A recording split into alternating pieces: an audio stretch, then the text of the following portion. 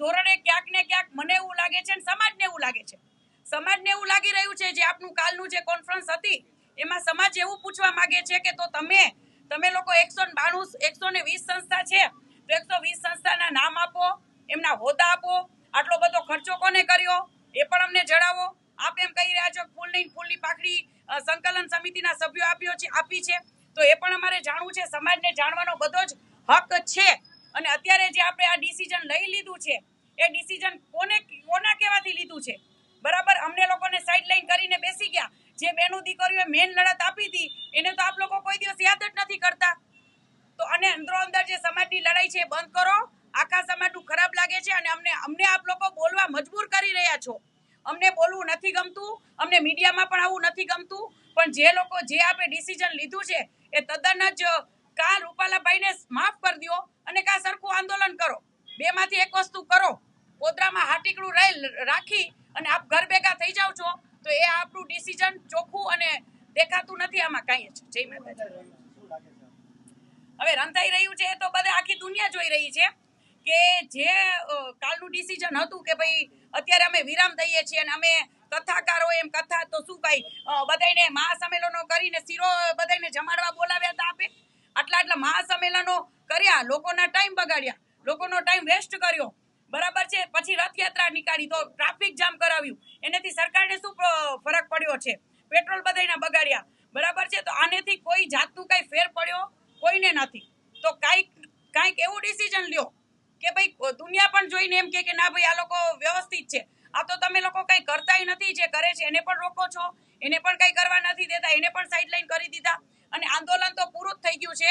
આંદોલન જ્યારથી રૂપાલાભાઈએ ફોર્મ ભર્યું તે દિવસથી હું કઈ થાકી ગઈ કે આંદોલન પૂરું જ છે, પણ ક્યાંક ને ક્યાંક આ લોકો સમાજને ગુમરાહ કરી અને અમે સામાજિક છીએ એમ કરી અને સમાજને અહીંયા સુધી પહોંચાડ્યા. હવે આ લોકોનું કઈ દેખાતું જ નથી. હવે આ લોકો શું કરે છે એ જોઈએ.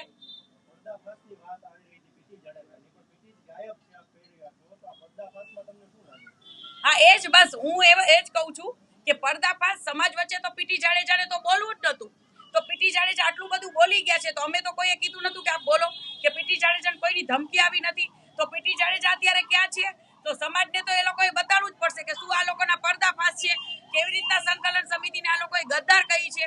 તો એ બધું સમાજને જાણવું છે, બરાબર? અમે સંકલન સમિતિના જે પણ સભ્યો છે એની મુલાકાત લેશું અને એ લોકો પાસેથી આ બધું અમારે જાણવાની, અમે સમાજ છીએ, બરાબર? તો સમાજને જાણવાનો હક છે.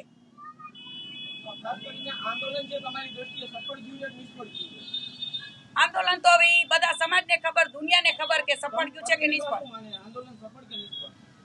એક રીતે જોવા જઈએ તો નિષ્ફળ જ ગયું છે.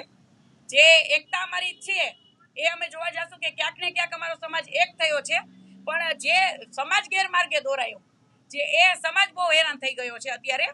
કે જે પણ ભાઈઓ બીજેપી પાર્ટીમાં હતા, ભાઈઓ કે બહેનો, એ લોકોને રાજીનામા અપાવી દીધા અને આ લોકોને તો હવે કઈ પડી જ નથી. તો કારકિર્દી એ લોકોની બગડી ગઈ છે અને હવે એ લોકો શું કરી રહ્યા છે કે શું કરવાના છે એ કોઈને કઈ ખબર જ નથી.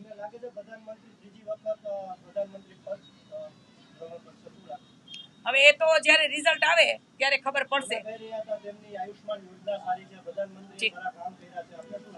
જી ના, હું તો પહેલેથી જ અમે બીજેપી પાર્ટીના વિરોધ નતા, બરાબર? આ સંકલન સમિતિ કલાકે અને સાંજે અને સવારે પોતાના નિવેદનો સતત બદલતી રહી છે.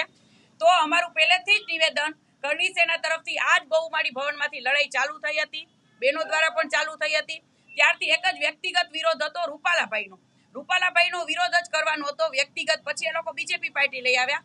તો બીજેપી પાર્ટીનો વિરોધ કરવાનું કારણ શું હતું, બરાબર છે? અને નરેન્દ્ર મોદી સાહેબે 18 વર્ણોને સાથે લઈને ચાલ્યા છે, 18 વર્ણોને, અને 18 વર્ણો માટે એવું કામ કર્યું છે. તો એ કોઈએ ભૂલવું ન જોઈએ. જી, શું આપ માનો છો કે હવે પરસોત્તમ રૂપાલાને સમાજ માફ કરશે અથવા તમે માફ કરશો, શું માનો?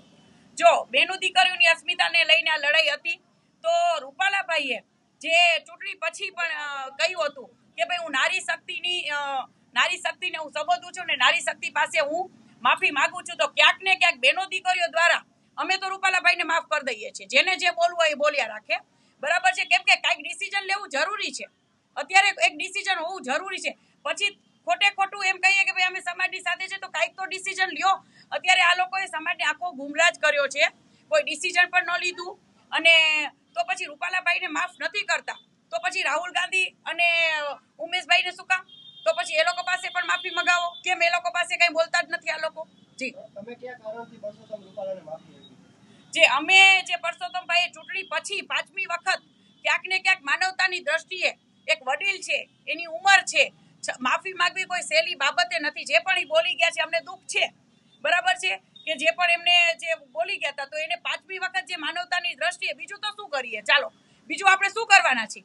એક લોકશાહીની દ્રષ્ટિએ બીજું તમે શું કરી લેવાના હતા? જે પણ અમારું આંદોલન હતું એમાં જો અમને ટિકિટ રદ થઈ ગઈ હોત તો અમારા માટે એથી વિશેષ કોઈ નતું, પણ એમાં કંઈક ને કંઈક રાજકારણ રમાઈ ગયું છે.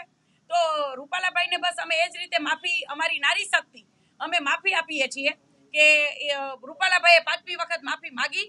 અને સંકલન સમિતિ જો રાજકીય ક્યાંય ન હોય, સામાજિક જ હોય તો પછી રાહુલ ગાંધીને પણ માફી મગાવે અને ઉમેશભાઈને પણ માફી મગાવે. એક સાચી રીતે અને સત્યની સાથે જ અમે રહી અને રૂપાલાભાઈની અમે લડાઈ લડ્યા હતા. તો હવે ભવિષ્યમાં હું જોઈશ, મને યોગ્ય લાગશે તો હું બીજેપીમાં જોડાઈશ. અત્યારથી હું નથી કહેતી, અત્યારે હું સામાજિક જ છું. સમિતિ સમાજનો બાપ છે. સંકલન સમિતિએ શું કામ ભાઈ નિર્ણય લઈ લીધો? અમને કેમ ન પૂછ્યું? અમે પણ એક સમાજના વ્યક્તિઓ છીએ, અમને પણ ફોન કરીને એને જાણ કરવી જોઈએ કે ભાઈ પદ્મિની બા શું કરવા માંગો છો? કે બીજા પણ ઘણા બધા એવા ભાઈઓ છે. અત્યારે સમાજમાં અંદરો અંદર બધું ઓલું થઈ ગયું છે. જયરાજભાઈ જે કર્યું હતું એને પાછું ગોલ ફરી સંકલન સમિતિએ એ જ કર્યું. એટલે જ અમને એમ છે કે ભાઈ આ બધું શું થઈ ગયું છે.